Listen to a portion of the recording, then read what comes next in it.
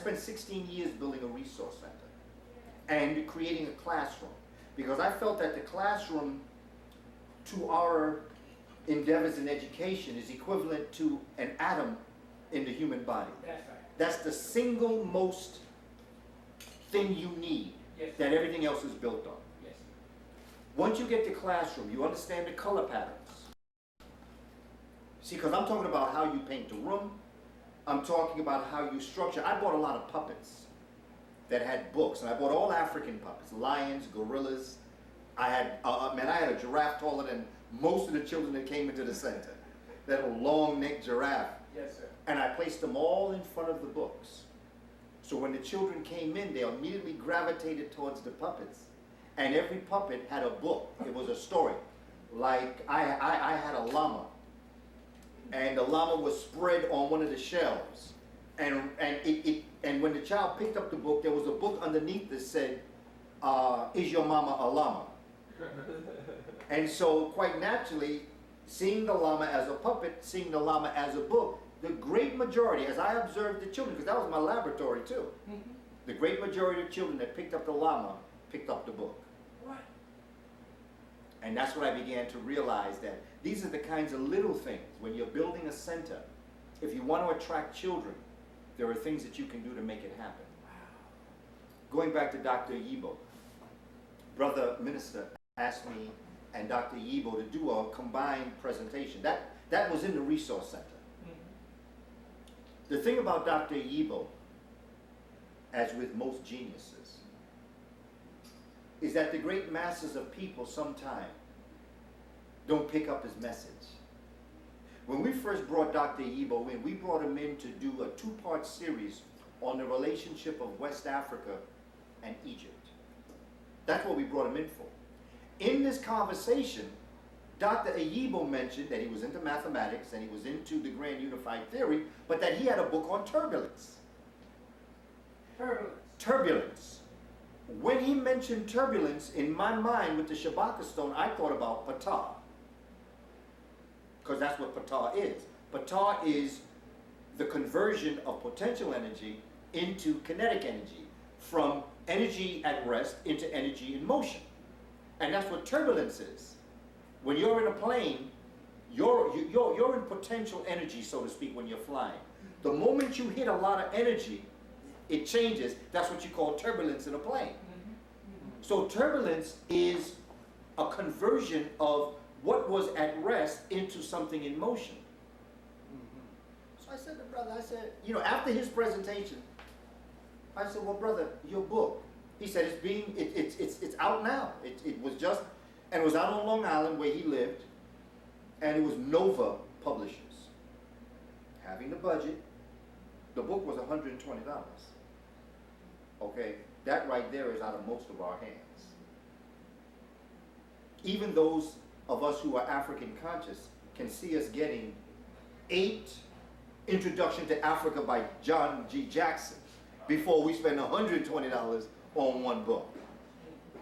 But because I had a budget, my brother, hotel. Hey. My brother, I appreciate you. Hotel. No doubt. No doubt. How's family doing? Other circumstances? Well, brother, under circumstances, we here. That's a miracle.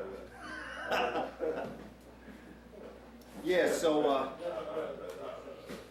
it was a powerful experience. Because I ordered 2. I ordered 2. 2 for 120. 2 for 120. Why? Because I could order the 2 because I couldn't, going over $250, I had to submit a different type of purchase order. So since it was $240, and when he called the company, they gave me a reduction, in fact. So I really paid about $180 each book. For both books? For both? For $180 for both books, yes, instead of the $240. I got a discount on his recommendation to the company. The book was about 130, 140 pages. I understood all but 3. Wow. Now that I'll be honest. that puts you in some high water. But only because I understood the Shabaka stone. Yeah. Only because I understood the Shabbat Stone. And everything that related to turbulence as it relates to the conversion of energy is what I understood. That was about 3 pages. And I understood it well, with no doubt in my mind. I have a basic understanding in math because I used to be a math teacher. So I have a strong understanding of the basics of math because I've had to teach math everywhere from kindergarten through high school. So I have a strong understanding of math. Not as I would guess what we would call a mathematician, but enough to be able to understand the concepts of the formulas and the siphons and other things that he mentioned. But out of the whole book, there were 3 pages I understood. Strong. Then I waited for, we then brought him to do how to teach, we brought parents in. And he did a series, a 4-part series on how to teach math at home to your children. Wow. That was the next year. Then we brought him in the following year, or maybe the year after that, when he had started the preliminary work on the Grand Unified Theory. In 1992 was when we sat down in the Resource Center and did that DVD. I'm pretty sure it's 1992, give or take. It's somewhere in that area. But whenever it was, it could have been a little bit later, but whenever it was, no, I challenge it. It was later. Because Dr. Yibo makes comment about my being a student of John Henry Clark, who is now an ancestor. So it had to be after 98. Okay, that's how I can, I can't tell you the exact date, but I know it's after July 16, 1998, because that's when Dr. Clark joined the Ancestors. So it was after that. You see, what Dr. Yibo did was he took the basic fundamentals of sacred science. What I was attempting to do was, and what he was doing was explaining his formula for the Grand Unified Theory, the generic and the more expanded version. And what I attempted to do was to take all of the symbols and put it into the Shabbat Stone and show how our ancestors were aware of the Grand Unified Theory, and they didn't call it the Grand Unified Theory, they called it the Waters of Nun. And then out of that, I built a story from what I researched at the Shabbat Stone. And what we did was we arranged it so that I would speak for about 10 to 15 minutes, he would speak to 10 to 15 minutes. So we would go back and forth so that I could build on what he was saying and he could build on what I was saying. Because if he just took his time and did his presentation, and then I stood up and did my presentation, the community that's watching it is not making a comparative relationship in the information. So we were able to make that happen. Hotep, brother. Hello. Hotep. And so that became very important, and that comes out of this this discussion with the Grand Unified Theory. Dr. Yibo, what Dr. Yibo actually did was he performed Heka, which in English would be called magic. He called it chemistry. Chem being black, mystery being, so he performed black magic. But black magic isn't pulling something from nothing. Black magic, or chemistry, is to be able to pull out of what is there something that you saw in it that other people don't see.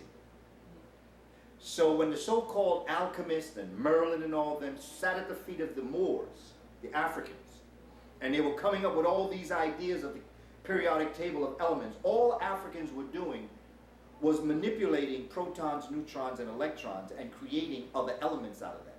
Understanding, as Dr. Yibo has taught us, there's only one element. There's only one thing that exists in the cosmic world, and that is hydrogen. That's why it's number 1 on the periodic table of elements. Everything else is a manipulation of that one element. Whether you're dealing with carbon, which is, I believe, number 6, or oxygen, number 8, or lithium, number 3, or nitrogen, whether you're dealing with mercury, which is number 80. Mercury, number 80 on the periodic table, is 80 pieces of hydrogen put together. Gold, which is has the symbol AU, is 79 pieces of hydrogen put together. But what is hydrogen? Hydrogen to the Dogon was called pneumo. Hydrogen to the Kemites was called Nun. That's why when everything was in equilibrium, everything was in balance, it was in the waters of Nun, which is the first element and only element of the periodic table of elements, which is hydrogen. And what Dr. Yibo did was what the high priests and priestesses were doing, and every other African nation was attempting to do, and that was to be able to codify, to write out, to create a formula where you could call the unseen into existence, not that you'd see it, but that you could experience it. And that's what Dr. Yibo did with his formula. You have these other people arguing, oh, he doesn't have it. You have other people saying, I have it. My argument, as I've said on several occasions, is my argument is not to say they don't have it. My discussion is I know Dr. Yibo has it. And I'm really not interested in what other people say, because just the fact I think that I can place every one of his siphons or symbols in his formula, I can place it in the Shabaka stone. Every single one of them. Whether it be Nun, Nunet, Het, Kaket, Amun, Amunet, infinity, finity, darkness and light, hidden and seen, matter and space, whatever it is, I can take his formula and put it in the Shabaka stone. The Creator has given me, out of 120 pages of sheer brilliance, he's given me 3 pages. And for that I will be forever grateful. Yes. Doctor takes it to a whole nother level. And what I saw in him is what I saw in Dr. Joy Degree. Was when I saw that sister speak at Abyssinian Baptist Church. Sunday last. No, man, I'm talking about years ago. My first exposure to Dr. Joy Degree, years ago. She first spoke at Abyssinian, which would be early 2000s. Okay. What, in that 1 hour and 15 minutes of tape, what I was exposed to was something I said, I know that she's only one person. She can't be in New York every day teaching every day. She can't be in Portland, Oregon teaching every day. She can't be in Atlanta every day. It's up to us to take that and do everything we can to support what she's doing. So when we were in the Per Ankh, we had an 8-part series on trauma. Because I was saying to folk, everyone's pushing this PTSD, particularly now with the war or the conflict in Iraq and Afghanistan. And post-traumatic stress disorder. She is talking about post-traumatic slave disorder. I know a lot of people have an argument about post, because it's still going on. Okay, and I understand that. But let's be very real about us as a people.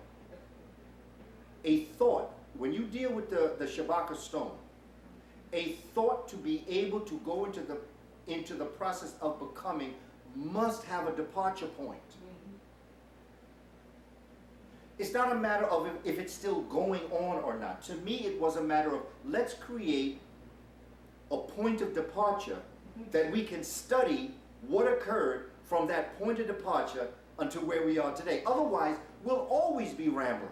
We will never be able to understand what happened to us. So I understand the idea of post. I understand what's still going on to us as a people. I understand sophisticated savagery, because these savages have become very sophisticated.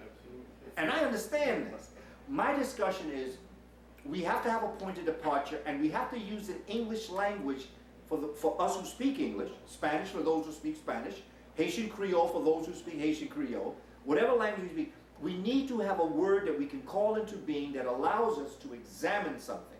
Otherwise, you'll always be out there, never be, because you're not on solid ground. So I chose Juneteenth Day. And I chose Juneteenth Day because that's not when Lincoln so-called freed Africans. It's when Texas Africans realized that they were free.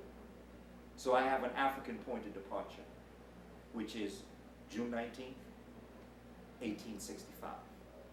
And everything from that point on, I consider to be the post-traumatic stress disorder, or slave disorder. But the point is, if you can interchange the word slave and stress, they must have a relationship to each other. And so as an African people, we have to understand what stress is. Because for Minister Brown to get here, for all of us to get here today, we went through a certain amount of stress. Whether it be trying to catch the train, driving, sitting in I-95, stress. It may not be because of your culture, but it's stress.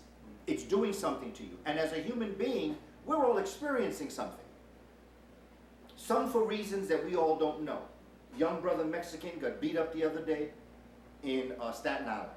He got beat up, at least in my mind, because he was Mexican. That's stress. He's a day laborer. This brother didn't want to go to the hospital. He wanted to go to work because this brother needed the money. But his wife said, oh no, oh, honey, you got to go to the hospital. Look at your face. They beat you into the ground. He went. They think he may be blind out of his right eye for the rest of his life. This was on the news last night. This is not something that happened this happened last night. No matter what happens, when that brother go out in the street, he has built into his psyche stress. Because every time he go out, he gonna worry whether or not it's gonna be the left eye next time. Stress. That happens to be a cultural stress. But he could have come upon another, let's say, person of Hispanic background, could have been another Mexican, wanted to rob him, took his money. They wouldn't have robbed him because he's Mexican, they would have robbed him because they wanted his money. Still stress. And so when I heard Dr. Joy talk about the slave disorder, we dedicated 8 segments in the summer in the the school that we've developed, to studying not the post-traumatic slave disorder. We just studied stress. What is stress? And what does it do to you? What does it do to us as a people constantly as we live this? As black men, a lot of stress. Because there's another added point that we are men. And there is a definition of what a man is in society. And when a man cannot perform what the society says a man should perform, that's another type of stress. Being black is stress. Being a woman is stress. Being a black woman is stress. Being a poor black woman is stress. More stress. So what you have is a concept of stress built on top of stress that already exists. As black folk, we had to understand that one thing that I did on a personal level was I had a very bad day years ago in school. And I had such a bad day, I recognized that I brought that negativity home to my family. And I excused myself and went into the room. And when I was walking down the room, I said, the person that's going to come back down this hallway is going to be a changed person for the rest of his life. I will never bring this stress back home again. But I recognized it. So many of us don't recognize that how we acting around other people is a lot out of how we've experienced our day. Yes, true. We can't do that. To build a nation, you can't do that. You have to learn how to handle that stress. Under whatever condition it may come under, we have to learn stress and how to handle it, how to deal with it. And I made a conscious effort, and what I did was this. I took a garbage can, and I worked with the teachers because I did staff development. Any teacher that came into the room with problems, they had to write them out, ball it up, and throw it away. And once you threw it away, you had no right to have it anymore because you threw it away. And that's psychologically and physically what I began to do to shed myself of the stress that I experienced. Before I left school, I wrote out all my problems on a piece of paper. Balled them up and threw them out. And consciously, I had no right to carry that problem with me because I threw it away. This is what we have to do. And teachers actually told me it worked. Then I started doing it with children, where I got a big, like a pirate chest, treasure chest. And I went out with the budget and purchased all these snakes, cobras, rattlers, all sorts of snakes from around the world. And I put them in this big treasure chest. I put all sorts of things that just are what we perceive to be not that great. So I created a snake pit. And when children would come into the room with an attitude, I said, no, you gotta write that down. And they would write it and they'd put it in the snake pit. And I promised them that I would put it in a plastic bag and dispose of it the next day. And I would never let anybody go in there and read it. But you also didn't have to put your name on it. And consciously, hello my sister. All right. And consciously, what began to occur was that children that weren't even scheduled to come into that classroom would come into the classroom with a problem just to throw their problem in a snake pit. I love it. This is another lesson I learned about children and about us as a people and about things that we have to do psychologically to really move us to the next level of building a nation. A nation cannot be built under stress. Can never be built under stress. Please, man, please.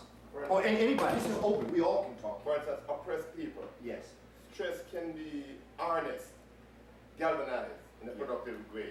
For instance, Garvey, it was the stress of his people, or as the other people like to say, you black men are angry. Yes, angry black men who galvanize this thing in a positive way to cause change. All freedom fighters, not Turner, all of them or whatever, it is harnessing on that angle. Because since stress is a constant thing, black people, black men, every day have to go to face these police. Yes. Because sometimes, many times, it internalizes. The way our people behave is internalizing the thing. Yes. It gets to them. Yes. And then they act it out to their woman or the children vice versa. So That's why you have to convert stress you convert the stress into passion. into passion, something And then passion into a cause, for instance, into a cause. Yes, but- liberation cause. But to me, I think we're dealing with really how we're defining things. Stress destroys. You have to convert stress into passion. And then passion is what built Marcus Garvey's UNIA. Not the stress. Because we all have stress. You can't help but have stress. Stress is part of life. But what you have to do is that you have to take those feelings and you've got to convert it into something that then can be used positively. So that, yes, you have stress, but you convert stress into passion. And in that conversion of stress into passion, passion is what clears your mind of the negativity that may not allow you to build the things you need to build, that then allows you to take it to the next level in order to build the UNIA, in order for Nat Turner to do what he had to do, in order for every other person that has come, Martin Luther King, Malcolm X. You take that stress and you convert it. And that passion then is what you use to formulate an answer, because under stress your mind is just moving in every direction. Because would you agree that stress is like neutral? It's like an element, like fire. It's like fire. I mean, if an arsonist gets a fire, then an arsonist does a fire.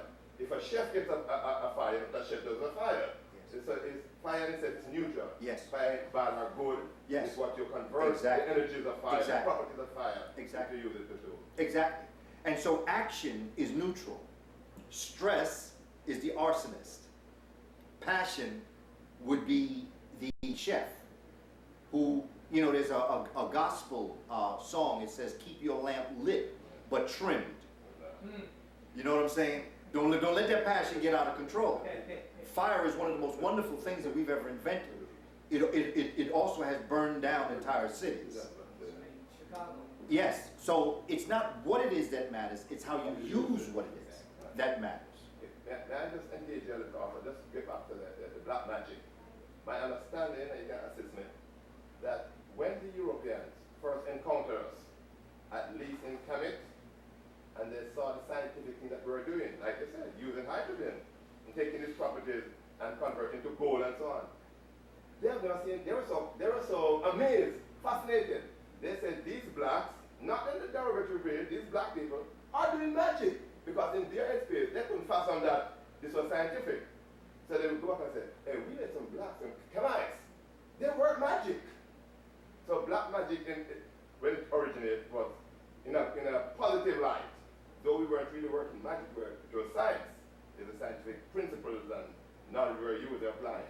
Of course, down the road, as they came among us and we allowed them out, but they took our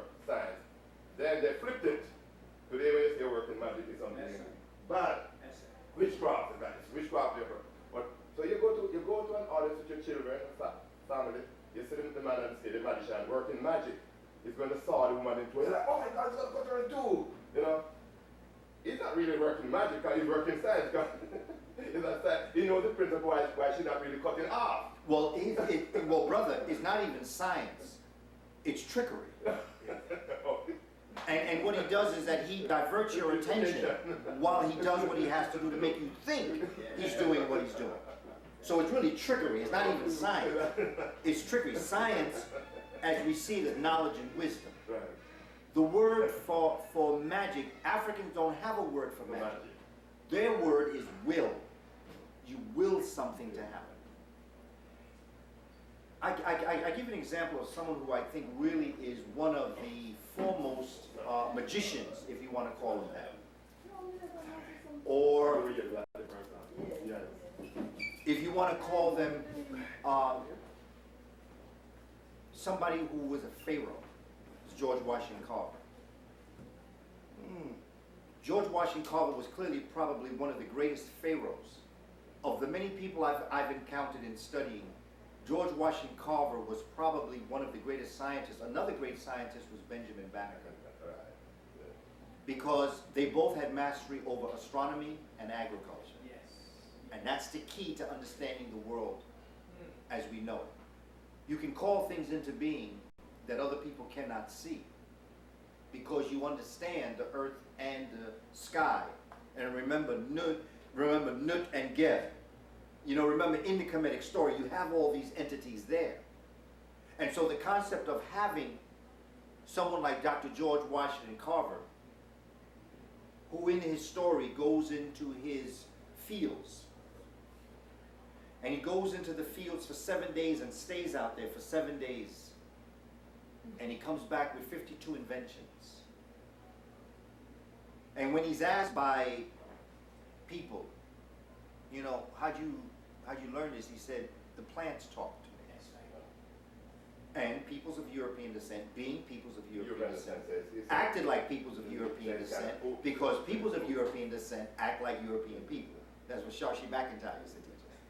Europeans act the way Europeans act because Europeans act the way Europeans act. Dr. Clark would say, I'm surprised that you're surprised. What do you expect? Anytime you go into a field for 7 days and come back with 52 inventions that you went into the field not knowing, there are no teachers there, there are no classrooms there, the only thing you have are plants, and you come back and say plants.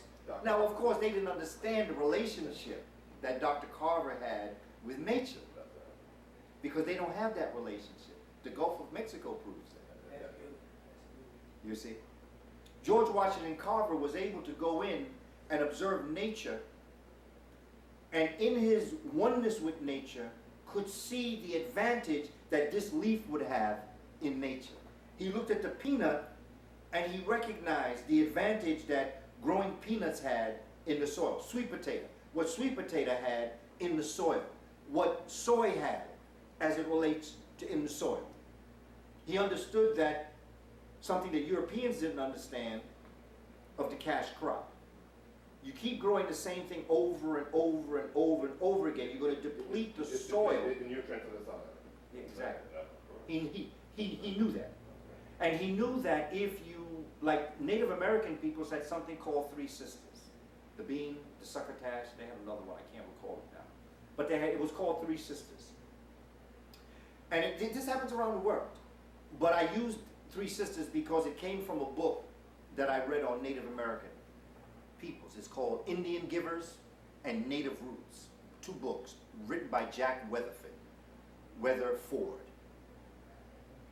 These 3 sisters, when they planted corn, it brought photovoltaics.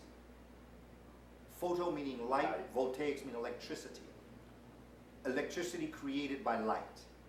Corn growing, sun shining, not only brought a wonderful crop of corn, but it enriched the soil so that when the beans were planted the next trimester, the corn made the soil ready for the lima or for the beans.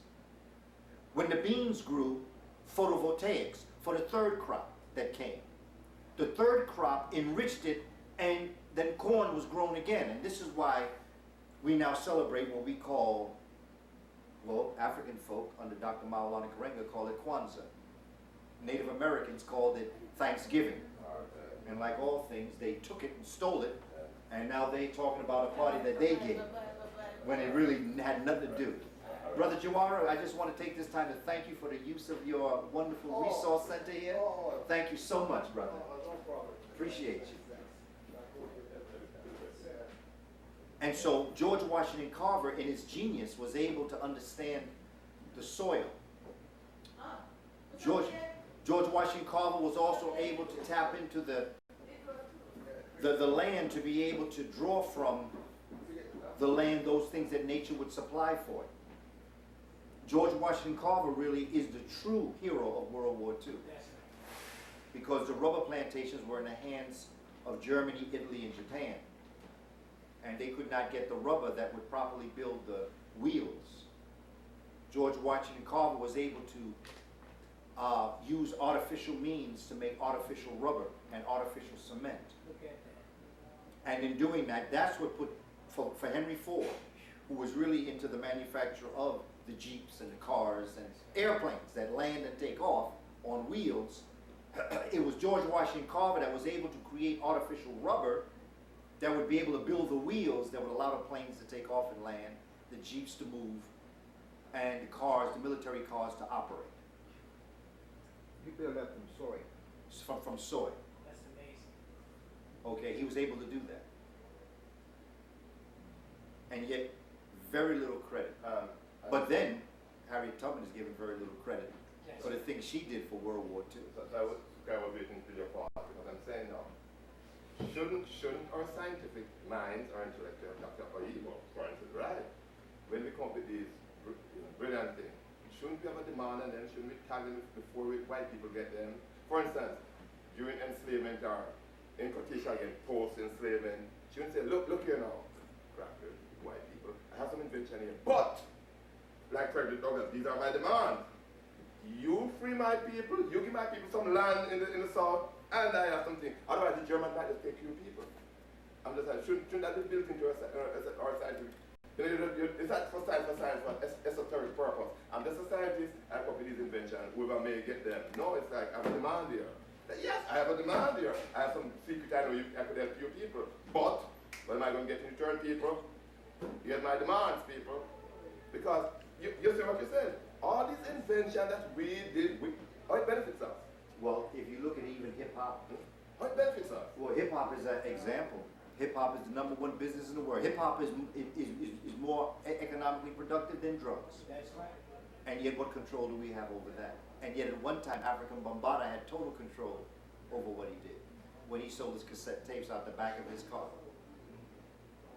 Let me, So I'm saying political aspect should be tied, that's what I'm saying. It goes back to what our brother, Mata, Ken Bridges, was attempting to do. What Ken Bridges often said, and what also our other brother who wrote Powernomics, Claude Anderson spoke about, is the problem with we as a people is that we do not have a distribution center. We don't have a place where we can take our ideas as black people and let black people profit. And that's what Mata was meant to be. It was meant to be a distribution center. A lot of our sport, and see, this is what Jim Brown was trying to do years ago, you know. If you remember Jim Brown, in fact, there's a documentary about Jim Brown that was done by Spike Lee. I encourage you to get a hold of that. And understand that Spike Lee was bringing the sports people like Kareem Abdul-Jabbar, all of the conscious sports and entertainment people that had money. He was bringing Muhammad Ali. You know, they met with Muhammad Ali when he was facing his greatest challenges years ago to see how they could help him in whatever it was that he was experiencing.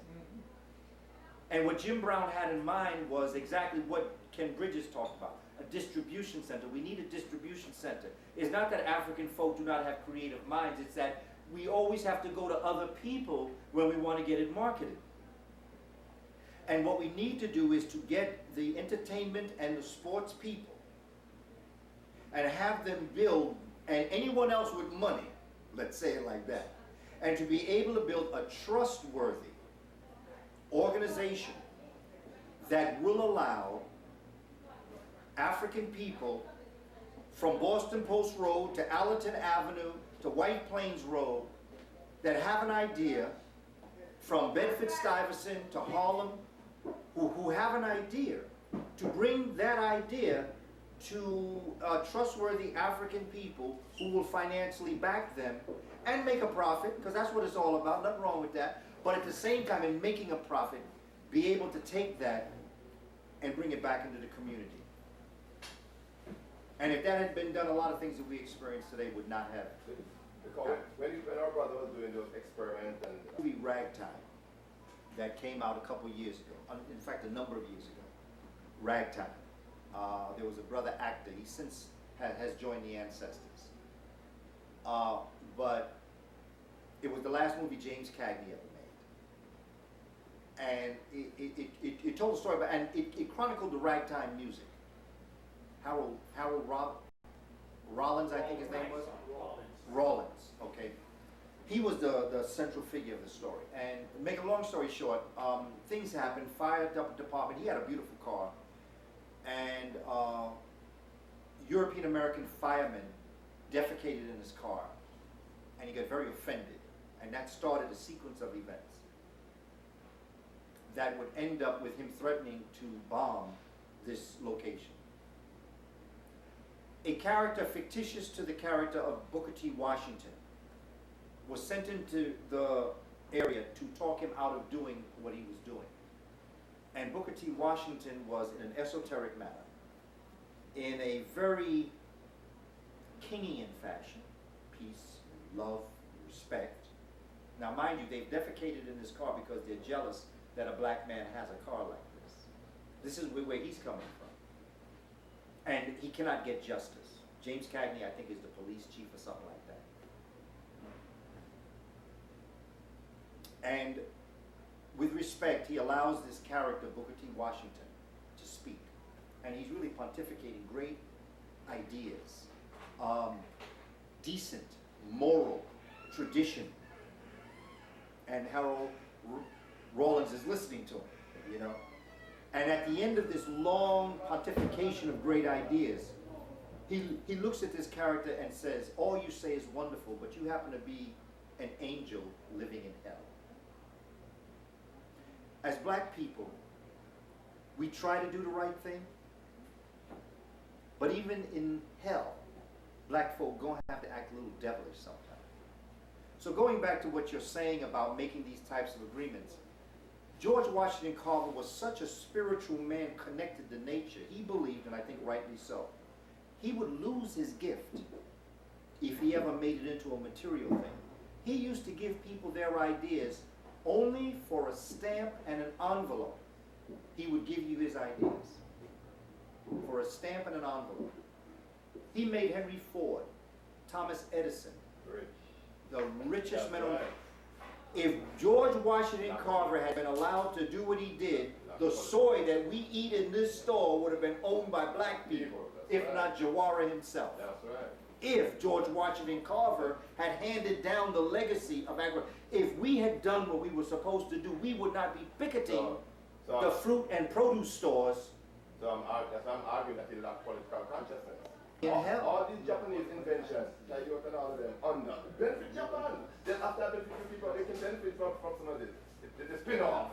But they start with Japan first. So we have to, that's what I said. Our intellectuals, they lack a political consciousness. That's what I'm saying. And what has to happen, my brother Kofi, is there has to be the consciousness. Political is only one aspect of the consciousness. It's a deeper consciousness. It's a consciousness of self. It's a consciousness of understanding the world culture.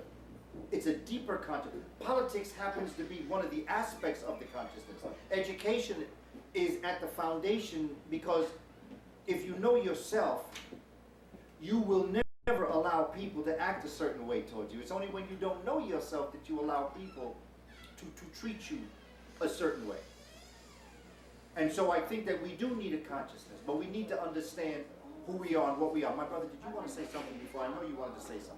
But why do you single out the political thing?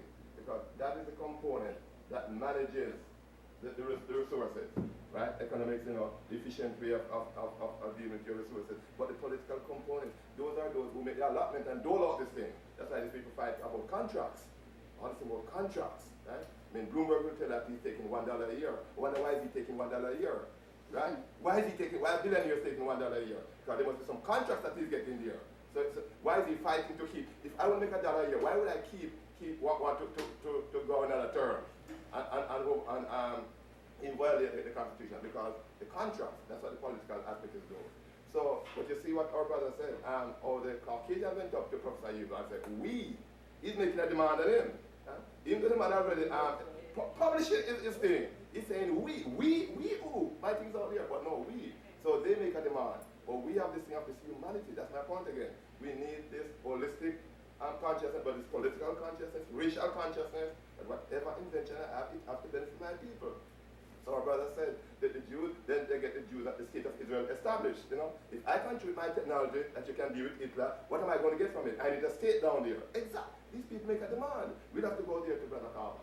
It can't be just so esoteric that we benefit in humanity, because we never benefit. Right? And I take it, and I have to tie things right now. So if our president is so esoteric that he's dealing everything for America, but no group going to go to him as America.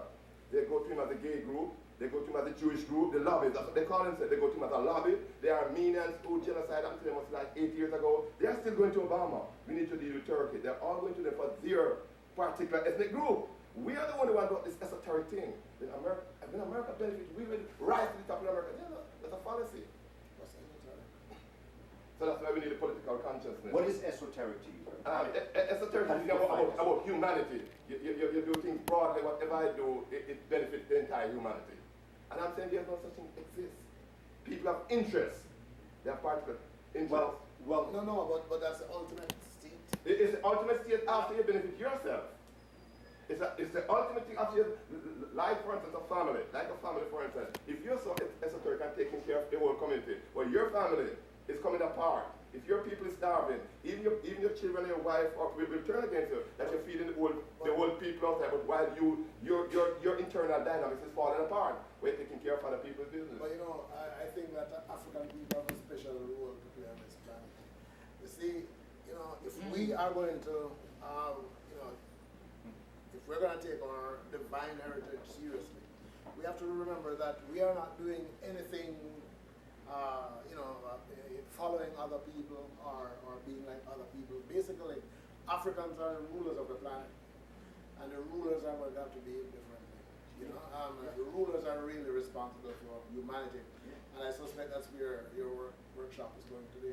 Yeah, and Brother Jawar, what you say, I've had so many brothers and sisters from the continent tell me, Africa is not poor; it's poorly managed. Of course. No, yeah. I mean, that goes without there are just dynamics, I think, that as a people, because again, as we say, even angels have to act a little devilish in hell. The angel always has to remember where they're trying to get back to, because sometimes you can get into hell as an angel, start acting devilish, and you forget what angelic is. And so that's a problem. And it becomes a problem. It's a big problem. And so many of us who say, and I've experienced it before, and this is why I sit before you the way I sit before you, because throughout my entire career, I've been an assistant principal, I've been in the superintendent's office, I've been directors of programs, but I knew that if I continued and actually formally went into administration, I would have to do things to my people that morally I was not willing to do. Mm-hmm. And if you're going to eat the king's meat, you're going to have to dance his dance. That's right. And because I refused to go that way, I refused those positions, which meant money, a lot of other things. But you have to make a decision somewhere in your life where you're going to go. I refuse to conduct myself the way those that I look at conduct themselves. However, I realize I'm going to have to find a way to overcome them. Somehow. That comes with African creativity. Look, we learned how to live around lions, tigers, and bears. If we can do that, we certainly can learn to live around this dying group of people who have so little sense. And again, as you say, brother, this is really where we're headed with this kind of concept, because as an African people, we have to understand. But before I do that, I just want to ask my sister if she's all right. You're all right? Good, okay. Well, today, you know, when I spoke to Minister Brown is interested in developing a museum, a resource center. He has a large collection of videos on the African and African diasporan experience. And I know that when I was speaking to Brother Jawara, he told me about what he was attempting to do up here. And I've spent a deal of time in the Board of Ed developing resource centers. And resource centers are very real to me. And we need resource centers in our community, places where people can go for information. And so little by little, I'm going to be bringing some of the things that I have that can become part and parcel of the spirit of this room, because a resource center really is a spirit. It really is. It's a place that I know that when I had my resource center in the Board of Education, if I was talking about Stolen Legacy by George G.M. James, I could go right and pick it right off the shelf. I could show people, instead of telling you what the book was and then spelling it for you, I could just take it and show you what Stolen Legacy was, or Introduction to Africa by John G. Jackson. A resource center is a self-sustaining room that allows whatever goes on in that room to be supported by the material that's in the room. To me, the first step in education is space and time. If you ground a learner in space and time, you then can take them anywhere. The example is when I first started teaching, I taught kindergarten. In 1983, I went to Kamene for the first time with Dr. Ben. And in my excitement of going to Kamene with Dr. Ben, I came back and was explaining to my kindergarten children about Kamene. And I showed them pictures, and I showed them I was just so passionate and excited. And one of the children said to me, they said, the next time we have a field trip, can we go to ancient Egypt? And what I realized is that in the purity of a child's mind, in my speaking, that passion brought to life ancient Egypt for them. And they believed that my speaking could make it happen. What I neglected to do with our children was to ground them in space and time. To explain to them, ancient means long time ago, and Egypt is far away. Space and time. So that geography is the first step. When you ground somebody, a learner, in space, that's geography. Space is geography. History is time. Time. One of the first things I wanted to contribute to Brother Jawara's Resource Center here, in Vegan Delight's Resource Center, was maps. And these maps, talking about budget, it's important to understand what and why these maps are called. These are called relief maps. Relief map. Relief, R-E-L, I think it's I-E-F? Help me now, because that E-I and I-E, I'm not used to that dis-English language. See, that's why Malcolm said English is a language of liars, because you literally can see the mountains. You can see the rivers. You can see the rifts in the map, as opposed to a flat map that you're looking at. You have no sense or dynamic about what that area actually looks like. So to the best of their ability, they have put together a relief map that will show you certain things. Now, my brother, if you want to move up, you can, because most of this class is going to be centered right here. Okay? Because today's class, unlike other classes that I may do using overhead and using other types of manipulatives, this is really going to be a relief map workshop. And the subject that we're going to talk about is the origin of life in Africa and the movement of Africans across the globe that would subsequently create the many different cultures and peoples, no matter what their pigmentation, no matter what the texture of their hair, no matter what the width of their nose. Why did that happen and how did it happen? But to make it happen, you have to really look at a relief map. I'm just going to bring this map right here. As you see, to ground you in space and time. This basically is the world.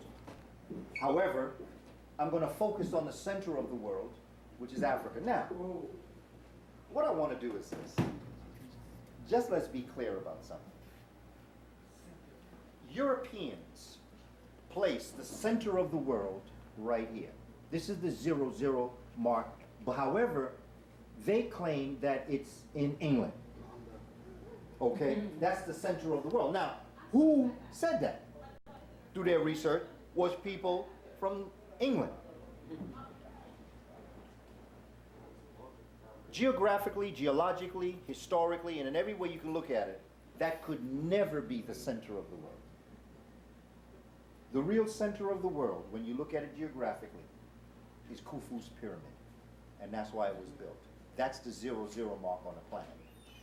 The way in which they were able to decipher that was through astronomical and geometric measurements that allowed them to understand that that point in Giza, right there in Cairo, right there was the 00 mark on the planet, not because of the continents, but because of astronomy. And that's what makes the 00 mark. It is important only in terms of the calculations of agriculture. It really is not important. It's not something that you need to dwell on. You know, focusing on the 00 mark on the planet is equivalent to focusing on King Tut or Cleopatra. King Tut is of real no significance as it relates to Kemetic history. He's the one that Europeans came in contact with. That's why it's important. Cleopatra was insignificant. Number 7. She was number 7. She was insignificant to the history of Kemet. Her importance is only because she started a fight between Caesar and Mark Antony. And so they wrote that into the history books. But she is a queen, not to mention, of course, she was the last ruling African, if you want to call her an African, because she was part what they call Greek, but Greek don't exist. If you look at the Mediterranean basin, Greece doesn't exist, but that's a whole nother discussion altogether. Greek don't have a language. They have no culture. They all came from up here, and this is why I want to talk about this concept. But we're going to talk about this area right here in the world. This area is known as the Great Lakes region. This area in the world right here at the mountains of the moon. Now, look at this, and like when we take a break, you know, feel free to come on up here and just feel this and look at it so you can understand these mountains in Kenya and Tanzania. In the Hunefa papyrus and in the papyrus of Turin, our ancestors wrote that they originated in the foothills of the mountains of the moon. Rwenzori that goes across what we call Congo, Uganda, and Rwanda, basically in Rwanda. Rwenzori in the language means foothills. It means mountains. Okay. Foothills of the mountains of the moon. It means mountains of the moon. In Tanzania, Kilimanjaro means mountains of the moon. So our ancestors, and now, why are these mountains of the moons? These are mountains of the moon because this is where the first calendrical system was ever established. And so therefore they understood the mountains of the moon because these mountains acted as lines of sight to track the cycles of the moon, upon which women were the first to do. In order to unite themselves with the astronomy, African priestesses began to develop a calendrical system in order to follow a 28, 29, 30-day cycle. Just through her body, she also went through a 28, 29, 30-day cycle. So to be able to track an astronomical body, as she tracked her own body with the life cycle, she started concept of calendrical systems, and that's why every calendar, no matter what the calendar may be, there is the Sirius calendar that the Kemites had that was 365.25 days. There was another calendar that was 2,160 years in length. There was another calendar that was 26,000 years in length. All of them were all based on the month. All of them were based on the month. The month is to astronomy and to the calendar what a second is to the hour, what an atom is to the. It's that one focal point. It's the family to the society. It's the lowest common denominator that allows you to be able to track great things through small things. And that's why they're the mountains of the moon. Because the moon was able to be tracked in certain ways that women were able to create a color together. Then they took it on the road. And then they traveled up along this Happy Valley in order to create a more perfect calendrical system upon which we have today. Of course, the Europeans messed it up because they started taking days off 1 month. They had 12 months, 30 days, 3 weeks of 10 days each week. Then you have Europeans like Julius. He said he's more important, so he took a day from February and added it to July. Augustus said who he think he is. I'm going to take 1 day from February. So he took 1 day from February, gave it to August. And so these days were messed with by the Romans. And I think they had something. I think they knew something. I think that they knew that Black History Month would be February. So they purposely took it from February just to mess with our month. I think they knew this. What I'd like to do, I'd like to take this, and now I'd like to just focus in on it. That when you say 10 months, what do you mean? You see, if you look at Latin, if you take December, you see, Yes. December is Decem, it's 10, Yes. okay? You look at November, Yes. November, Yes. it's 9, Yes. you know, and you can look at October, it's 8, Yes. And Sept, and September, 7, August. Yes. Yeah, Yes. So they put those 2 months in there in honor of themselves. Well, you know what the challenge was? That's one of the changes, yeah. Well, you know what the challenge was is that December is not, according to the African calendar, the last month of the year. No, but we're talking about their calendar. Yeah, their calendar, I mean, they just messed up the whole concept because to Africans, you know, everything is based on astronomy. When you look at astronomy and you understand the role that astronomy has played, everything is based on astronomy. There's a proverb, as above, so below. As you can understand as you understand the heavens, you understand the earth. As you understand the earth, you understand the heavens. So that's why I said that astronomy and agriculture were the 2 areas that were so very important to us as an African people. Because it was through astronomy and agriculture that we were able to develop an understanding of how this planet, and this is how we developed the civilization and the culture that we did in Africa, by studying astronomy and agriculture. And in this area that you have right here, which is the birthplace of the human family, this is where humanity came into existence. Over here, the Rwenzori Mountains right here, okay? The Rwenzori Mountains. You all right, my sister? The mountains here, this is where that essence that we call the gorilla, you cannot find gorillas anywhere outside of here. Gorillas come from this area of mountains. The silverback were the ones that went into the mountains. The other apes that we talk about, they went west and became western lowland gorillas, and they went east and became eastern lowland gorillas. This is the only place in the world where you'll find gorillas. No matter wherever else you see them, they were brought there or they went there. But they're indigenous to this area. There's a word that's called autochthonous. Autochthonous means you come from the soil. It means that you come up from this area. Gorillas come from this area. Now, I know there's a discussion. People have a challenge with this concept of the relationship that we have with gorillas. And I know in many faith systems we discuss these concepts of Christianity, Judaism, and we have a creation story. I respect all faith systems, so I have to step back from even dealing with those philosophies. I have to go to an African scientific consciousness to discuss this. And I believe that whatever spiritual belief system we live by, I'm going to put that to the side and deal with what science has taught us in terms of how life began and how consciousness came into it. It is said that there is a there is a common ancestor that apes and humans have. It is not believed by African people, at least the history that I've studied, it is not believed, nor do I believe, that we evolved from apes. I believe we have a common ancestor. Some people call it Ramapithecus. We have a common ancestor.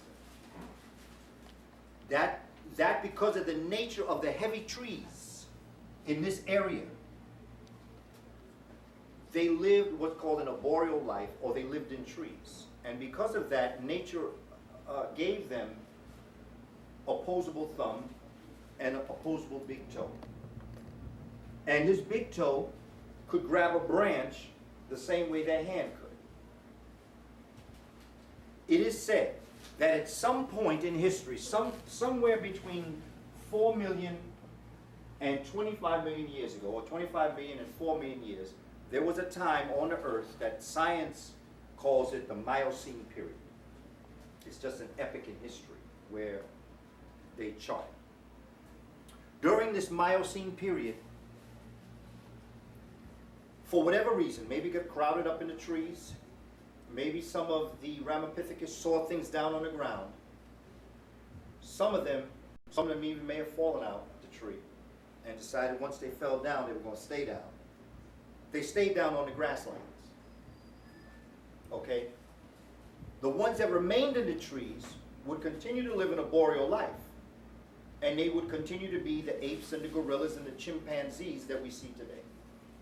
But the ones that came down on the ground in this particular area stayed down and began to see that basically the foods that most of them ate were basically foods of the tree. But once this essence came down on the ground, they began to see that they could eat things on the ground too. They could eat food on the ground, and they could also pick things from the tree. And when nature had it so good that when a mango was ready, it would fall out the tree. They didn't even have to climb the tree to get it. That nature would just pluck it out and give it to them. And so they saw all the food on the ground that they may have been fighting for up in the tree, but a lot of that fell down, and now they had it all to their disposal. So they decided to stay on the ground.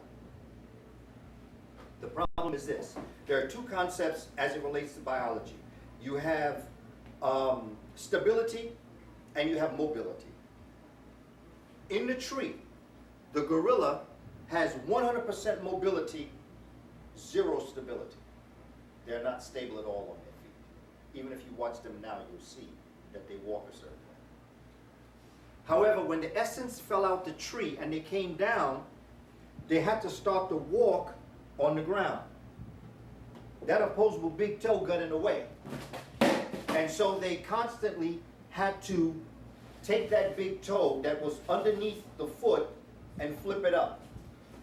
And they kept doing that. So over millions of years, nature has it that instead of being born with a toe that's opposable, they started to have them being born with it closer to the side, closer to the side, closer to the side, and then it stayed this way. That's why our big toe looks the way ours looks, and the apes look the way theirs look. They look like they have 4 hands. We have 2 hands, 2 feet. What's the advantage? The advantage is that in this entity that's down on the ground, they lose, because they lose the opposable big toe, they lose 50% mobility. But they gain 50% stability. We're talking about a long time ago now. We're talking about millions of years ago. A lot of hair on the body. What begins to happen to this organism as it begins to walk, it's still walking down hunched over. But what's beginning to happen is that the stability allows them to walk, but it frees up their hands. And they begin to realize that there are things that they can do with their hands. They still have hair on their body. But when you look at the human body the way science tells us today, if you look at a gorilla, see, this is why Rush Limbaugh and they're going to be careful about gorilla. Because if you shave a gorilla would look more like Rush Limbaugh than it look like me. Because a gorilla is pink underneath. All you gotta do is look at the underarm of a gorilla and you'll see pale. Because melanin, the action of melanin or the pigment melanin makes the hair black. The only thing black on a gorilla that's flesh is the face.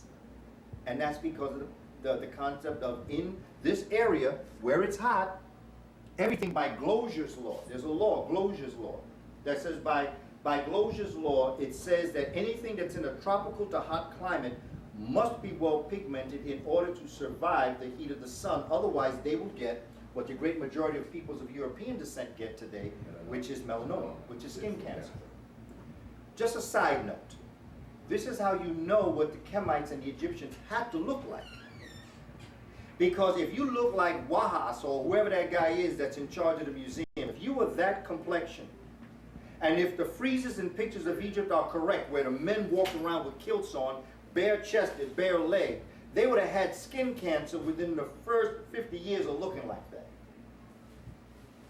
They couldn't have looked like that. They had to have been black. Anybody been to Egypt and you're in that sun and that heat? It's not even humid in Egypt. You don't have no mosquitoes in Egypt. You have flies in Egypt. And so it could not have been who they say it is, because they couldn't have survived dressed like that. But it goes back to knowing your history and knowing who you are, because if someone tells you that, then you believe it. See, they can't tell me too much, because I was in the tomb, Ramses V in 1987. I saw people on scaffolds painting black faces white. Because when Dr. Ben started bringing us over in the numbers that we started going over, and you have Ashraquazi, and you have all these other great scholars bringing us to Kemet. Richard Pryor. There was a scene in Richard Pryor's TV show years ago where he's carrying the bag of these archaeologists. And this is back in 1977 when Richard Pryor had only 4 shows. It took 4 shows before Europeans found out what he was doing. Then he didn't see him no more. But there's a scene where he goes in, he's like the servant to these white archaeologists, and it looks like you're going into a pyramid or a temple. And he drops the bags on the floor and he looks up. And the white archaeologists are talking amongst themselves, and Richard Pryor's looking around the room. And he's looking around the room and he's saying, but wait, all these people black. These people look like me. And he goes around and he's looking, and then all of a sudden one of the white archaeologists sees what he's doing, and they tap him. They tap each other. And then what you do is you see the white archaeologist backing out of the pyramid or temple real slow. And Richard Pryor is still there looking at all these figures on the walls. And then all of a sudden the white archaeologist takes the stone wall and he closes it, and the scene goes black. That's what happened to us. And see, that's what they're trying to do with King Tut coming to Times Square and the discovery. That's what they're trying to do now when they're talking about Africa and Egypt.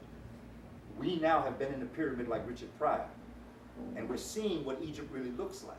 And so now what they're trying to do is they're trying to close that door for the final time, so that they're hoping that we can't hold on to understand who brought technology to the modern world. Because Kemites did not bring technology to the modern world. The Africans of North Africa brought it into Europe, because they were the caretakers of this knowledge and wisdom of the world. Even Europeans could not fluently speak Greek and Latin. We spoke Greek and Latin better than they did. We taught them Greek and Latin. And when Alfonso X was able to hold on to this Latin language that became the language of the church, then he translated all of the works of the Africans that created Arabic, by the way, because Arabic is an African language, and that's why I call Arabs Afrabs, because you cannot be an Arab without being African. What makes you an Arab is that you're black. The Eurasians we're talking about, we'll talk about as we move into the movement of the world, but there are fundamental principles we have to understand as an African people. It goes back to some of the comments you're making, Brother Kofi, because if you know yourself and you understand what you've done, you don't have to forfeit your Africanness to overcome the demons of the world. But you have to act in a certain way that is in unison, which goes back to what Dr. Yibo is attempting to do. Because he's saying, look, I'm not stepping out here by myself. Because if I step out here by myself, they're going to try to buy me, kill me, or do something to me. So you all got to come with me if we're going to make this happen. So Africans get 50% stability, 50% mobility, and they begin to realize that it frees up their hands. Eat watermelon or any fruit with a seed. You spit it on the ground. Over time, these Africans began to realize that the earth engulfed that seed, brought it down into the earth. And pretty soon, what was one seed became a whole bunch of watermelons. I can't speak for y'all, but I love my watermelon. So if I see 100 watermelons coming up where I spit one seed, I'm going to take very good care of watching what happens. Pretty soon, as this African mind began to grow, began to develop, the size of the brain isn't that important. It's the denseness of the nooks and the crannies of the brain that create the real intelligence of the mind. Because when you think, you know, sometimes when you think so hard, you say, I got a headache from thinking so hard. Well, actually, when you think, there's a reaction that goes on in your brain through neurons that actually makes your brain pulse. And in pulsing, it's like when you lift weights and you pump up your muscle. You're pumping your muscle. So just like your muscles get tired when you exercise, your brain gets tired when you think. And so the human brain is beginning to think. As it's thinking, it's pulsating, it's becoming stronger. It's not that it's getting bigger, it's that it's expanding. So what was once a slanted head, like when you look at an ape, what's a slanted head, the frontal lobe starts to push out because the brain is growing and it's pushing the skull forward, and that's creating what's called the prefrontal cortex. As the prefrontal cortex is being created, what begins to expand inside is like blowing up balloons, comes your ventricular system. And you have 4 ventricular systems. You have 2 lateral that are joined by a third, that's then joined by a 4th. Your third ventricle is equivalent to what Dr. Richard King calls the vault of initiation. It has the 3 jewels. It has the optic thalami, where your both thalami responsible for your feelings come from. That's where they join. The optic thalami is that joining. It's the eye, optic, the eye, that joins the left and the right thalamus. Together they're called thalami. Thalamus is individual or singular. Thalami is plural. Your optic thalami is there. Your pituitary gland is there, and your pineal gland is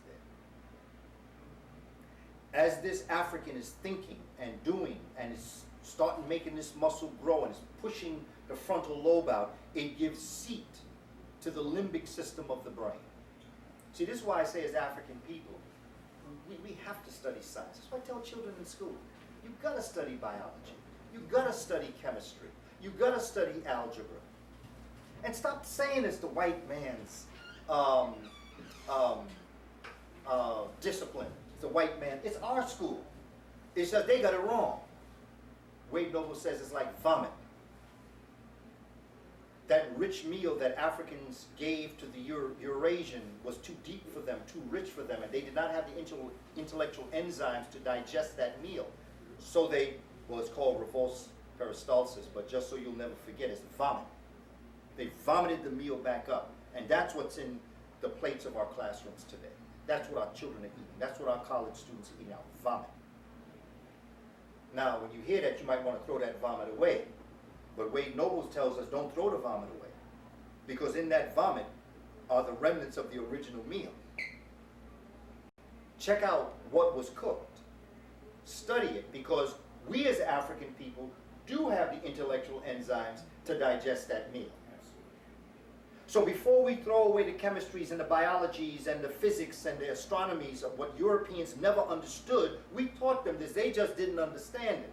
We have to study these things, and that's why it's important for us to understand the limbic system of the brain. And so when we're in college and in high school, study biology, study chemistry, study physics, so that we can now apply it to these concepts. So now when I'm talking to you, you're not wondering what I'm talking about. Because if folk don't understand the limbic system of the brain, I'm blaming your 6th grade junior high school science teacher. Because that's something each and every one of us should have learned in this system, going through the system. So, the pineal gland is responsible for your spiritual growth. Your pituitary body is responsible for your physical growth. And your optic thalami is responsible for your emotional growth. So here you have body, mind, and spirit growing in this third ventricle of this entity that's come out of the trees and now is walking and is now thinking. The more it thinks, the better it eats. The better it eats, the more it thinks. And then this entity realizes, if I should just put my finger and make a hole in the ground and put the seed there, then I'm going to cut down the waiting time of the earth to have to engulf it. You say, yeah, okay, I can do that. So it now is dealing with concepts of going around putting finger in the hole and putting seeds in. Beginning of agri-science. And then it says, you know, my finger hurts. And I see this stick. Now that stick can do the same thing that my finger did. So if I take the stick and dig hole, then I can dig more holes because I don't have to stop because my finger won't hurt after I do every 30 holes. So this is the invention of tools. Okay. The earlier human being we're talking about is classed in what we call the Australopithecine. Australo meaning southern. Australo. That's where Australia gets its name from. It means it's southern. So you have the Australopithecine. Dr. Sheikh Anta Diop, Civilization of Barbarism, in part one of his books, The Origin of Humanity, talks about these 6 different entities of humanity that's going to have a life history. When this entity comes out of the tree and begins to walk on the earth, Dr. Diop calls that entity Australopithecus robustus, robust.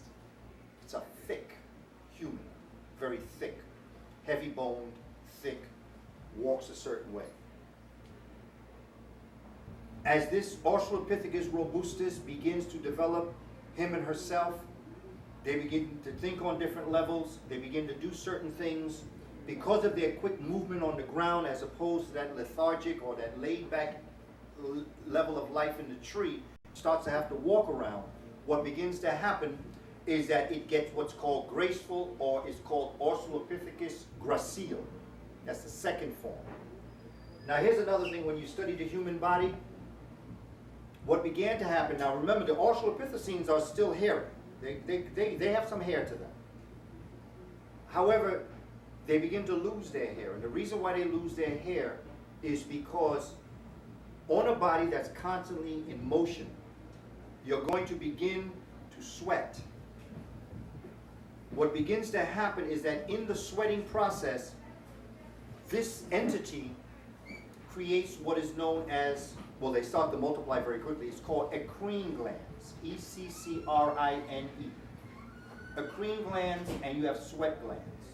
What begins to happen is in order, once it's down on the ground, it's out of the tree, it's in the sun more, this entity begins to sweat more, but to avoid dying from overheating, it starts to multiply the sweat so that it can sweat. And what happens is that when sweat is on your body, it acts almost like a ventilation system. It allows your body to cool off. But in so doing also, it's the loss of hair. You begin to lose hair. So this very heavy Australopithecine, very robust and gracile, begins to lose hair, but at the same time as it loses hair, it has to compensate for the loss of black hair because it's going to die in the heat. So what begins to happen is instead of the sun acting on the hair to make it black, it starts to act on what's called the epidermis to make the skin black.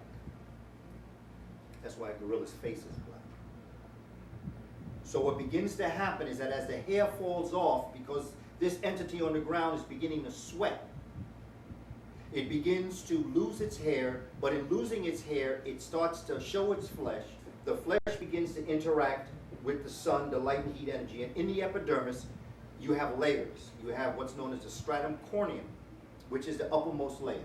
You have the stratum luciderm, which is under. You have the stratum spinosa, which is under that, and you have the stratum basale, which is under that. Now, these are all terms that they talk about, but I think it's important for us to discuss this because I think it's important as African people that we shut down rooms. And by shut down rooms, I mean people who are going to stand up and oppose you, you need to just disqualify them from the discussion altogether.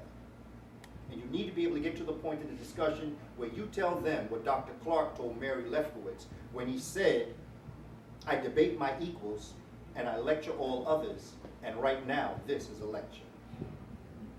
We have to get to that point where we're talking to them this way. Because for as long as we allow them to talk, we give them credence that what they're saying is true. So once you shut them down and you shut them up and you can show them through scientific means that you understand what you're talking about. So don't play that here because I will embarrass your intellectual senses. Okay? So what begins to happen as we have this entity beginning to lose hair and is beginning to now poke a stick in the ground, it begins to say to itself, if I take 3 of those sticks and I poke it in the ground, instead of putting 1 seed, I can put 3 seeds. It's thinking now. It's beginning to ponder its existence. It's beginning to ponder the relationship. It's beginning to ponder the heavens, and it's beginning to ponder the earth and making a relationship. So it takes some type of wire or stick or twig or whatever it is, and it binds 3 sticks together, it pokes it in the ground and puts 3 seeds in. So it has triple the work now. And because it doesn't hurt with the fingers, it can do more. But then in thinking, Homo habilis is the human of ability. That's the tool maker. We're still in Africa. But what begins to happen is that this Homo habilis says, okay, instead of poking holes, suppose I put something to extend it, and instead of having to bend down, which kind of hurts my back sometimes, if I make a stick that's long enough and put the 3 sticks on the end, and suppose I drag it, and suppose I have my wife or my child behind me put seeds in the ground. That way I can devote all my time just to making these 3 indentations in the ground, and they can come behind me and just spread seeds. I can eat better. When I eat better, I think better. When I think better, I eat better. And it becomes a cycle. Then it says, this entity says, now, suppose I take the stick, attach 3 sticks to this 1 big stick, and suppose I make 4 of those for my wife and 2 children. And then since we have cattle, suppose I attach it to the cattle. And all I have to do is just hold on to the cattle and walk as the cattle drags the stick, and my children then can drop the seeds. And that's the domestication of animals, and that breaks the human family to a whole other phase of thinking. Because once you have your surrounding helping you, then you can develop the kind of society where a lot of the pressure for what has to be done straight up is no longer there for you.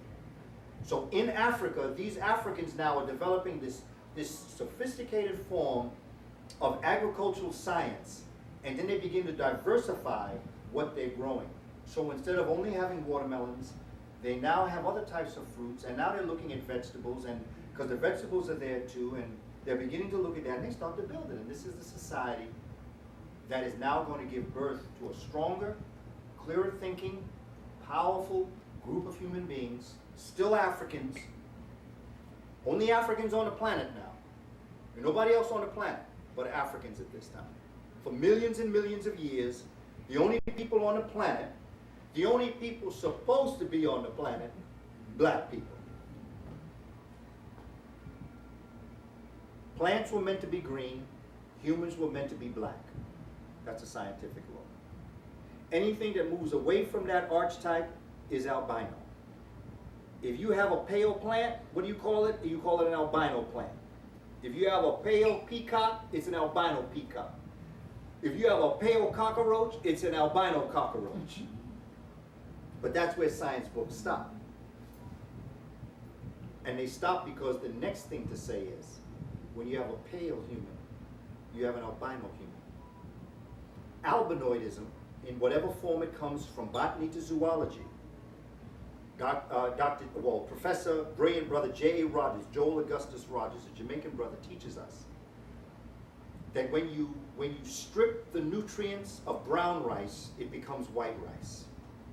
When you strip the protein and nutrients of brown sugar, it becomes white sugar. And when you strip the human of its protein and its nutrients, it changes from being a black human to a white human. That's a scientific law. I'm not mad at it. I'm not saying this because I have any animosity towards any of them. I'm only telling them what the reality is.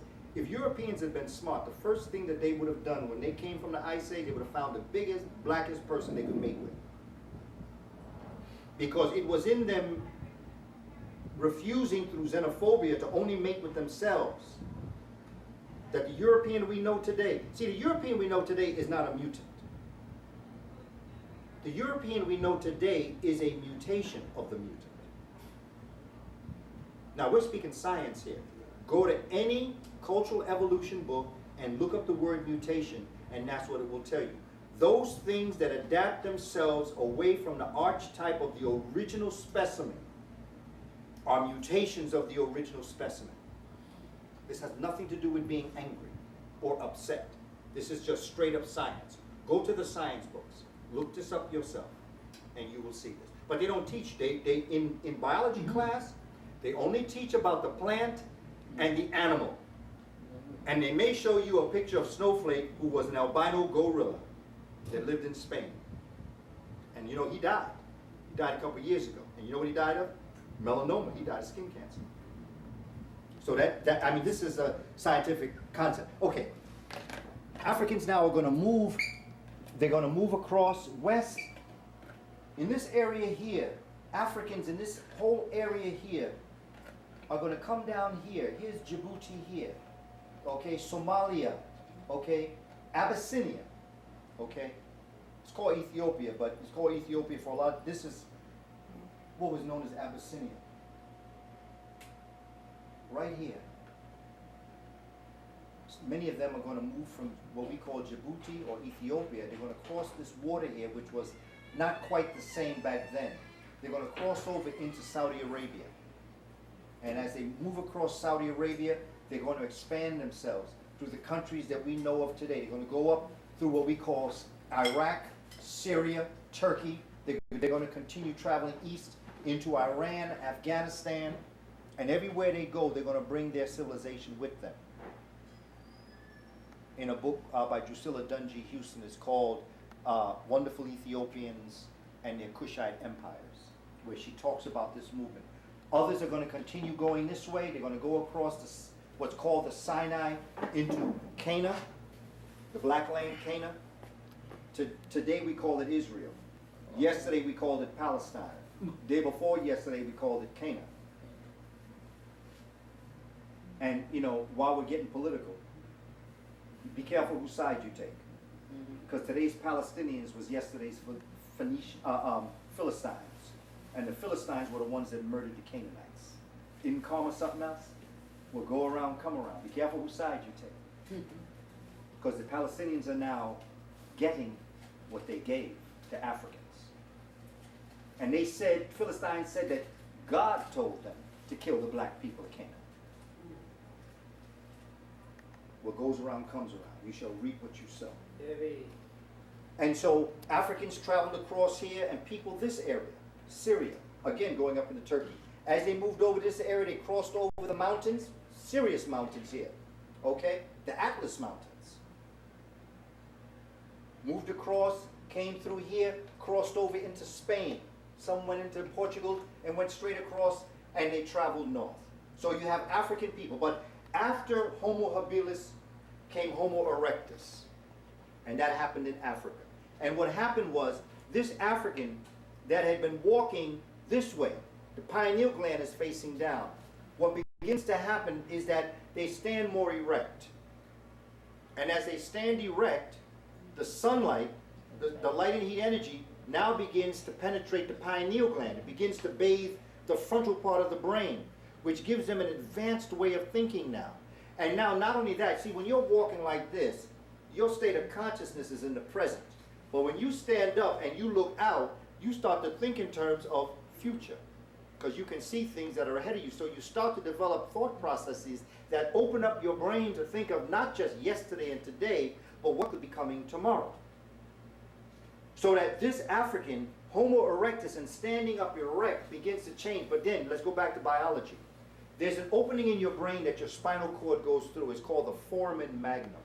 And for those of us who may be nurses or into medical science or into biology, this foramen magnum, when you're ortho, when you're leaning down this way and you're walking, your body is creating angles upon which your blood circulation has to maneuver through. So when you're leaned over this way, you have an arc here. So blood has to travel. When you're over here, you have a bend in your knee. It means your blood has to go in this angle. When you're hunched over, you have blood like this, and then of course it's up here. But when you stand up erect, your blood circulation is from head top to shoe stop, along with the light and heat energy. So this Homo erectus now transforms him and herself into a whole nother form of thinking person. And in this doing, the foramen magnum, which was really bent in the back of the head, it straightens up, and so what begins to happen is that your cerebral spinal fluid begins to change its structure. It begins to have a free flow. Let me give you an example. You have a water hose that's bent. You put the water in. How's it going to come out? Haphazardly. It's going to come out in spurts. Restricted, yeah. It's going to be restricted. Straighten out that water hose. How is the water going to come out then? Forcefully, fluently, and very fluid. Well, that's what happened in the human body. The blood and the circulatory system began to have this free flow of blood in standing up erect and staying up erect. And this is why I tell children you should stand up straight.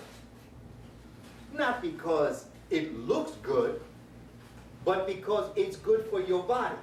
Why don't you, when we tell children, don't slouch in a chair. Why not? Because look at all the angles that your blood and liquids are moving through. It's not a free flow, but when I call it sitting royal.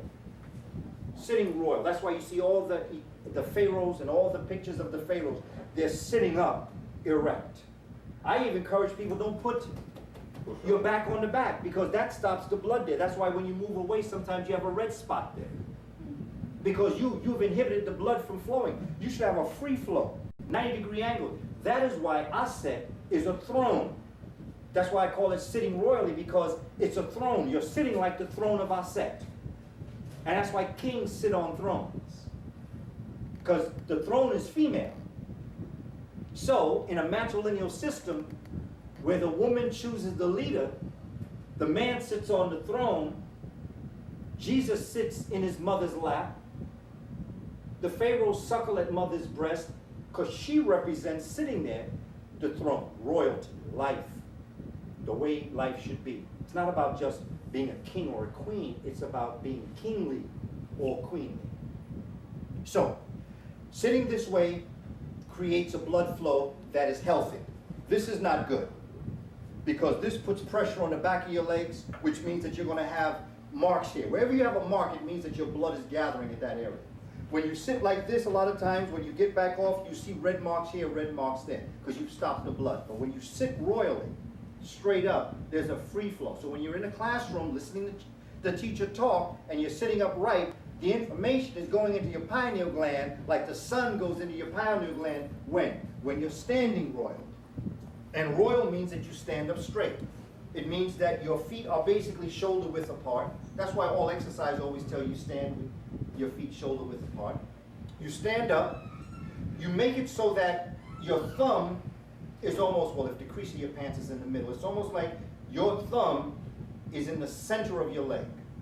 Now, you can have any way you want to, but that's how your shoulders should be back, because the reason why is because your major organs and glands are attached to your back. That's why you have to do stomach exercises every day of your life. Because if your stomach is strong, your back is strong. If your back is strong, your organs will be strong. See, this is what African folk used to drop on us. So, well, this is what our grandmothers told us down south and in the Caribbean. There's nothing new. Why do you think African women, you go to Jamaica, they got this big pot of banana up on their head like this, or big water, and they're walking just as straight. Now why do you expect that when white girls go to those finishing schools, why do you think they always have to carry the book on their head? Because they're copying black folk. Put some books back here. Yeah. See, our history, this is our history. And yet you will see somebody in Jamaica, in Trinidad, down south, doing the very things that they send their children to do to become right. But we don't notice, because they've taught us that we come from nothing, that we have done nothing, we have contributed nothing. Yet they've stolen everything we've ever done. And yet we sit here with all the riches, they sit with nothing. And they can talk them riches out of us, going back to the point that but when you're not conscious, when you don't understand, I don't blame you. I don't blame our people. I don't. We sleep. This horrific treatment that we have had over the past 500 years has hurt us, and we would rather go to sleep. You know when someone puts so much pain on you, adrenaline shoots through and makes you pass out? Well, that's what we did. They hurt us so bad we passed out. We walking passed out. Because we don't want to face the world that they've told us. But if you create your own world, you ain't going to have a problem. That's right. Because you're going to understand where you come from. Africans, you know, you go to Africa, the one thing I remember Dr. Joy Degree saying, and I've heard Oprah say it also, is that when she went to Africa, and I'm speaking of Dr. Joy Degree and Oprah, she went into communities where the people, materially, did not have much. But she said she never met anyone who didn't smile. That didn't have a spirit of life. You know, and I encourage us, don't ever lose that. Don't ever become so angry. My father used to teach me, don't let anyone drag you down so low as to make you hate them. Because he would quote an African proverb that said, a bitter heart will devour its owner. And what has sustained us all this time is they trying to figure out how the hell can they last so long? After all, yes, absolutely resilient. We can come back. You know, we live by the concept, you know, that I'm like rubber, you're like glue. Whatever you throw at me, bounce off of me and stick to you. That's the kind of people we've been historically, and yet we still can come and do the things. We still can celebrate. We still can be happy. With all the pain and the struggle, which we still have, there's no doubt. There's still a corner of us, and it goes back to something that Brother Jawara said when he said that there is a master plan. There's a divine plan as to why Africans were brought to this part of the world. And that was to free the planet from what they saw coming. And what they saw coming was the Western world. So they prepared us. You know the vaccine that you get, or some people get? The vaccine is the actual disease that they hope you won't get. Europeans are the disease that God hoped we don't get. And once we understand this and look at the way in which they've acted, see, they don't even understand Louisiana. They don't even understand the Gulf of Mexico.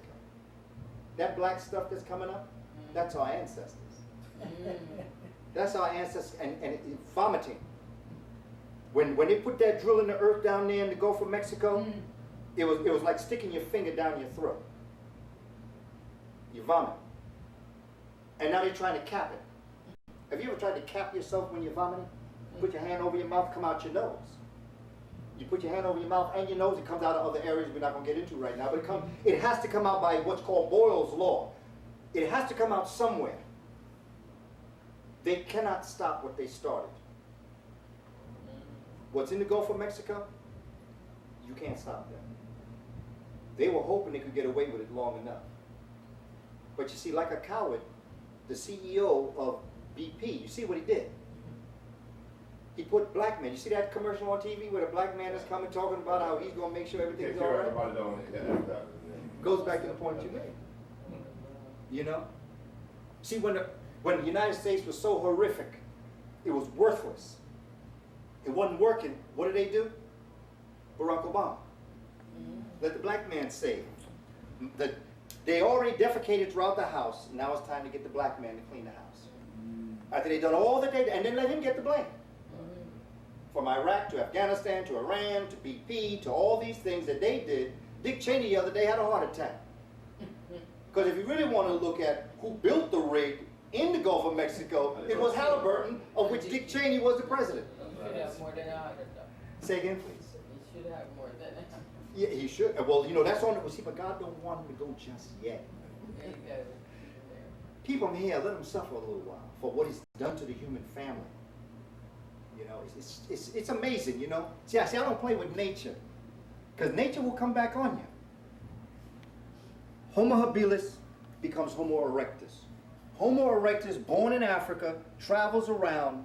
This is the first entity of human we see outside of Africa.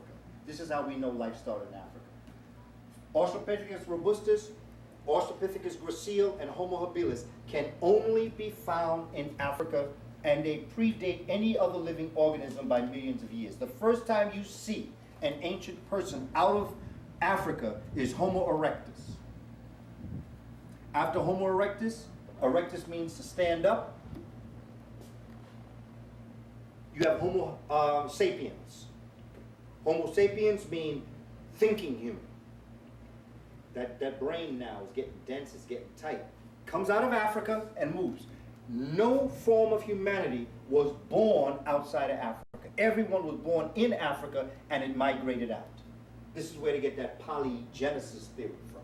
They try to get you to say, oh yeah, life started in Africa, but we became intelligent in Europe. No. Every life form started in Africa as black and moved across and finds themselves in these parts of the world. Now, Homo sapiens form themselves into what we call Homo sapiens sapien, which is creative thinking human. This is the human being that starts to bury its dead.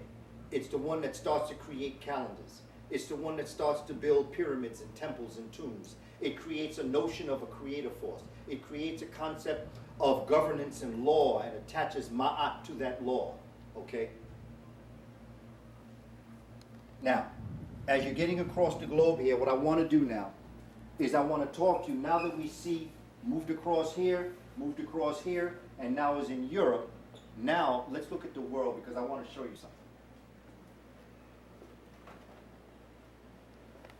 Here's Africa. You have Africans that move across, and they're moving, okay? They get into all these parts of the world here. Basically, what Dr. Diop calls the 51st parallel, which basically would be right about here. Now, unknown to this human being, in the first forms of its life, approximately 1.75 million years ago, let's say 2 million years ago, something occurs in the northern part of the globe. It originates in Greenland. That's why Greenland looks like one big ice ball. It's called the Ice Age.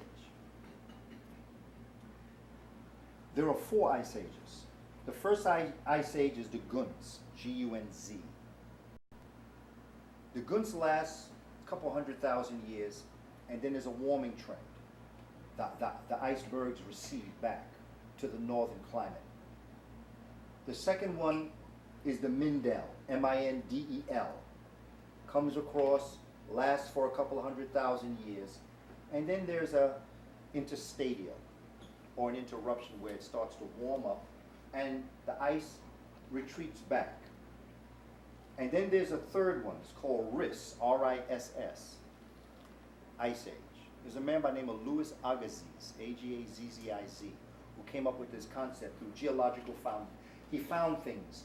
Here, there's also an ice age here, but we're not too worried about it because there are no humans in this part of the world, so we're not concerned. There are no humans in the American hemisphere at this particular time, particularly in the northern hemisphere. There could be, but there's no recorded. However, the fourth one is called the Worm Glaciation, the Worm Ice Age, W-U-R-M. It lasts for a couple 100,000 years. It starts to warm up, but then there's a firing of a second part of the Worm Ice Age.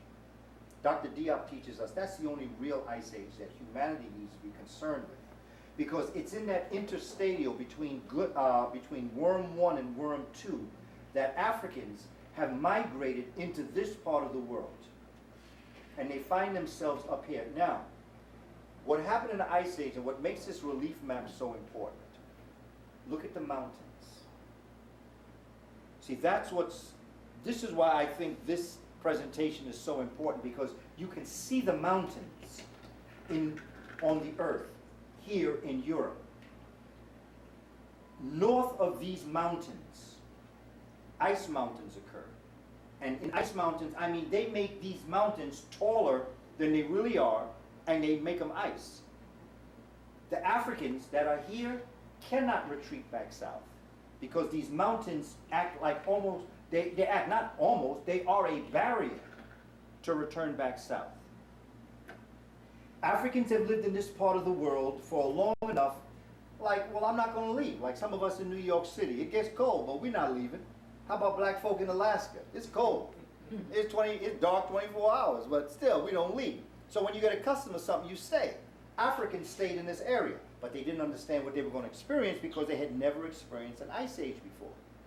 We're talking about degrees that, I did a presentation upstate in a college, Marist, and I did it on melanin. And the professor who was in the audience came up to me after the presentation. He said, you know, I have a disagreement with you, because I had said that the temperatures went to 1,200 degrees below zero. He said the temperatures, from my research, he was a geologist. He taught geology at Marist College. He said they didn't go to 1,200. And I said, well, where did they go? He said the coldest it could have gotten was 800 degrees below zero. Okay, 1,200, 800. 800 degrees below zero cold. So, I mean, okay, so I'm off 400 degrees. But 800 degrees below zero, man, we complaining when it's 31 degrees above zero. So and not only that, it remained cold 24/7 for thousands of years. Not only that, but there was cloud cover. That there were generations that never actually saw the sun. Think about that existence. Never see the sun. Always cold. What would you do if you were exposed to that? What would you do? Well, what do we do in December? Now, right now, you go outside, right? You walk Boston Post Road. Yo, there's people talking and laughing and having a good time. You want to see them people on the street in December? Chances are they're going to be in the house, talking and laughing and all that. But chances are they're not going to be on Boston Post Road in December for long periods of time, because it is cold. And what else do you do when it's cold besides go indoors, away from the sun? What else do you do? Need to get warm. Yeah, but what do you do though? I mean, we all do it. Well, look at what we got on now. Yeah, jackets and heavy and, well, there they had animal furs for the animals they could find. Because them animals is getting out of town too. Animals, I know where to go, I've been here a while.